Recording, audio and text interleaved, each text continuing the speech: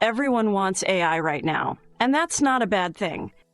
But there's a conversation that needs to happen before you buy anything, and most vendors are not having it. Ever since COVID, I think the standard discussion points are no longer there. We're always trying to work through a non-perfect situation. So we're always trying to work against either supply chain issues, technology changes, mergers and acquisitions, name changes, and don't even start talking about some of the emerging technologies in AI, blockchain, big data, cloud, IoT. Our industry is great with selling the sizzle, but not selling the steak. Organizations don't just need a product, they need a solution that works for their operations.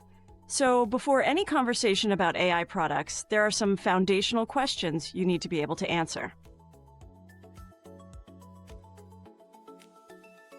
Do you really have data scientists? Do you have data analysts? Do you have clean data? Do you have data repositories? Do you have data lakes? Do you know how much redundant, outdated, and trivial data that you have? Once you can answer those questions, you still need a way to evaluate whether the investment itself makes sense. That's where the 4 pillars come in. But I think it always tends to go back to those 4 pillars that I often go back to. So am I solving for increasing productivity, reducing costs, mitigating risks, or enhancing experience? And as long as I can detail how any investment that they have to make to replace, augment, or build upon their systems, how it can be addressed in one of those 4 categories, then it's fine, because you're having a business conversation.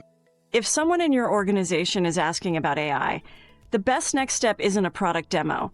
It's a conversation about what you're actually trying to solve.